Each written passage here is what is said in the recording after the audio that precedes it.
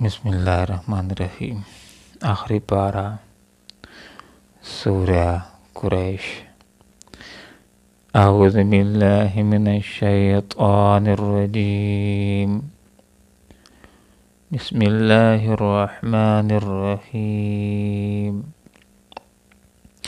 لإیلاف قریش ایلافہم رحلة الشتاء والصیف فَلْيَعْبُدُوا رَبَّ هَذَا الْبَيْتِ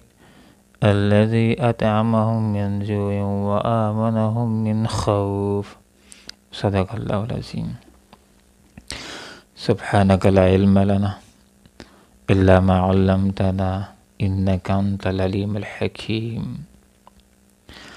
لإیلاف مانوس کرنے کے سبب، قریش کو، ایلافہم ان کو مانوس کرنے کے سبب، رحلۃ سفروں میں، الشتاء سردیوں کے، والصیف اور گرمیوں کے، فلیعبدوا پس چاہیے کہ وہ بندگی کریں، رب کی، ھذا البیت اس گھر کے، الذی جس نے، اطعمہم کھانا کھلایا ان کو، من جوع بھوک میں، وآمنہم اور امن بخشا ان کو، من خوف سے۔ اس سورہ بینہ کے اندر قریش کے اوپر کیے گئے 3 بہت بڑے نمایاں احسانات کا ذکر ہے، اور پھر اہل مکہ کو ان احسانات کا شکر ادا کرنے کی طرف توجہ دلائی گئی ہے۔ لإیلاف مانوس کرنے کے سبب، قریش کو مانوس کرنے کا مطلب یہ ہے کہ ایک چیز کی دہشت، وحشت اور خوف انسان کے دل سے نکل جائے، اس کے ساتھ انس لگاؤ تعلق پیدا ہو جائے، اس کام کا انسان عادی ہو جائے، اس کے ساتھ مانوس ہو جائے، اس سے تنگ نہ ہو۔ اللہ رب العالمین نے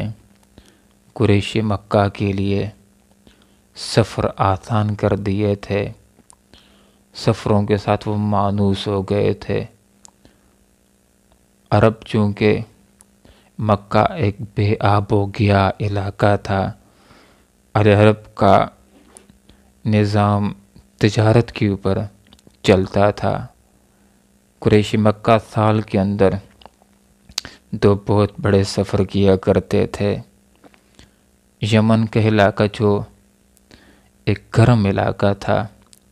سردیوں کے اندر اہل مکہ یمن کے گرم علاقے کی طرف سفر کرتے تھے اور تجارت اور کاروبار کیا کرتے تھے، اپنی معیشت کو مضبوط بناتے تھے۔ اور شام و فلسطین کے علاقے ٹھنڈے علاقے تھے، گرمیوں کے اندر قریش مکہ شام و فلسطین کے علاقوں کی طرف سفر کرتے، کاروبار کیا کرتے تھے، تجارت کیا کرتے تھے، اور ان سفروں کے اندر وہ تنگ نہیں ہوتے تھے۔ اللہ رب العالمین نے سفر کرنا ان کے لیے آسان کر دیا تھا۔ ان سفروں کے ساتھ وہ مانوس ہو گئے تھے، سفر کرتے تھے، جس کی وجہ سے الذی اطعمہم من جوع، اللہ رب العالمین نے اہل مکہ کو رزق بہم پہنچایا بھوک کے اندر، کہ جب ادھر ادھر کے علاقوں کے لوگ بھوکوں مر رہے تھے، اس دور کے اندر بھی اہل مکہ کے لیے ان سفروں کے نتیجے کے اندر اللہ تعالیٰ نے رزق کی فراوانی کر رکھی تھی۔ اور دوسرا، اس دور کے اندر بھی دور دراز علاقوں سے لوگ حج کرنے کے لیے بیت اللہ آیا کرتے تھے، حرم مکہ آیا کرتے تھے، اور کچھ سامان آ کر کے بیچ جاتے، کوئی خرید جاتے، اس سے بھی اہل مکہ کی معیشت مضبوط ہوتی تھی۔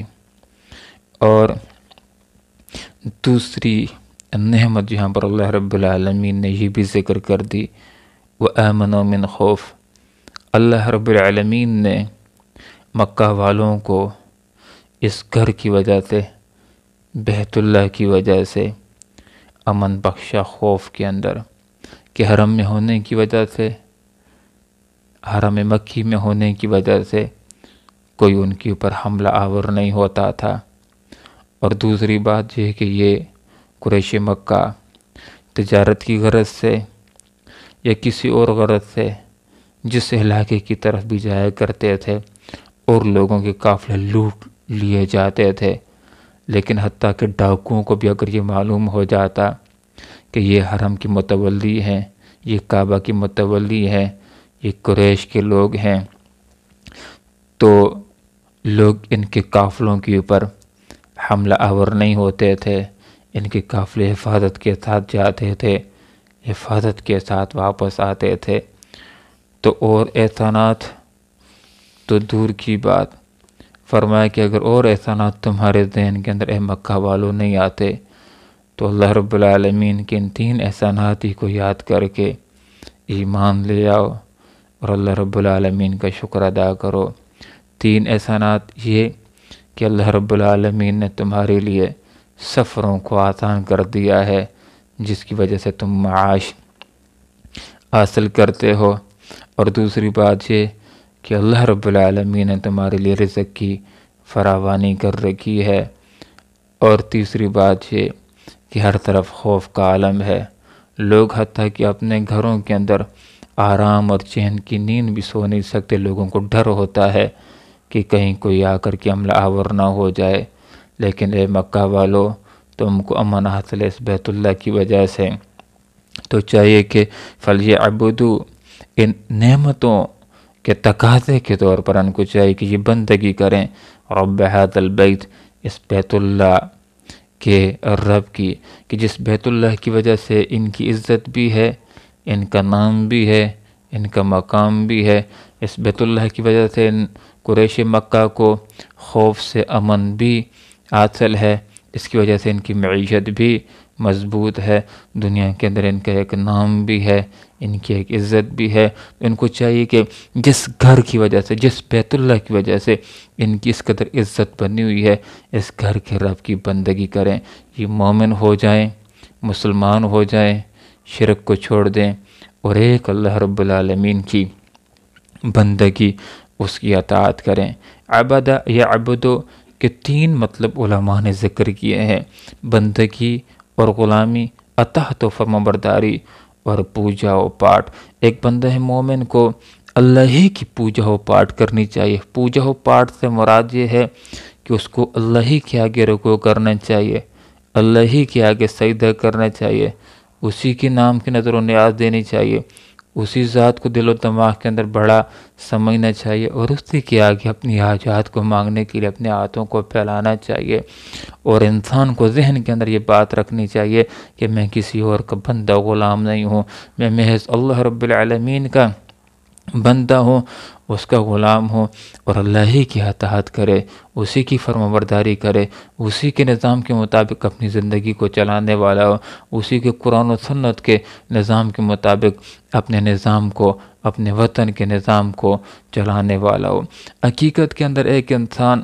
کہ جس کو اللہ تعالیٰ نے احسانات جس کے اوپر کیے ہیں، جس کو اللہ رب العالمین نے اپنی نعمتوں سے نواز رکھا ہے، اس کو چاہیے کہ اللہ رب العالمین کا شکر ادا کرے، زبان کے ذریعے بھی کہ اللہ تیرا شکر ہے، تو نے میرے لیے سفروں کو آسان کر دیا ہے، تو نے میری معیشت کو مضبوط بنا دیا ہے، تو نے مجھے امن نصیب کر دیا ہے۔ اور حقیقی شکر وہ اطاعت کا شکر ہے، وہ بندگی کا شکر ہے، وہ اللہ کی بات ماننے کا شکر ہے، وہ اللہ کے نظام کے مطابق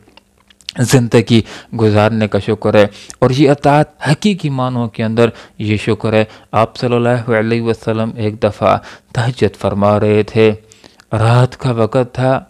اور پاؤں مبارک سوج گئے، زوجہ محترمہ کو آپ کے پر ترس آیا، جب آپ صلی اللہ علیہ وسلم نے سلام پھیرا تو زوجہ نے عرض کیا، اللہ کے رسول، آپ کے تو اگلے پچھلے سارے گناہ معاف ہیں، آپ عبادت کے اندر اتنی خواری، اتنی محنت، اتنی زودگی کیوں کرتے ہیں؟ آپ صلی اللہ علیہ وسلم نے کیا جواب عنایت فرمایا کہ اے میری زوجہ، افلا اکون عبدا شکورا، کیا میں اللہ رب العالمین کا شکر گزار بندہ نہ بنوں؟ اللہ نے مجھے نعمتیں دی ہیں، اللہ نے میرے اوپر احسانات کیے ہیں، کیا میں اللہ کا شکر گزار بندہ نہ بنوں؟ حقیقت کے اندر جو انسان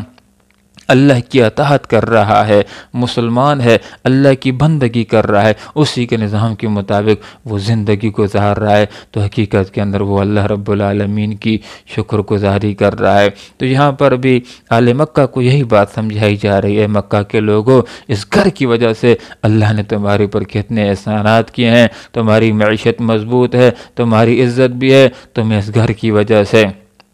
اللہ کے گھر کی وجہ سے امن و امان بھی حاصل ہے۔ لہذا مکہ والوں، تمہیں چاہیے کہ مسلمان ہو جاؤ اور اللہ رب العالمین کی بندگی کرو، اسی کی اطاعت کرو اور شرک کو چھوڑ دو۔ اللہ رب العالمین سے دعا کرتے ہیں کہ اللہ تعالیٰ نے ہمیں جو نعمتیں عطا کر رکھی ہیں، ہمیں چاہیے کہ ان نعمتوں کا شکر ادا کریں، عمل کے ذریعے سے بھی اور زبان کے ذریعے سے بھی۔ اللہ عمل کی توفیق عطا فرمائے۔ وآخر دعوانا ان الحمد للہ رب العالمین۔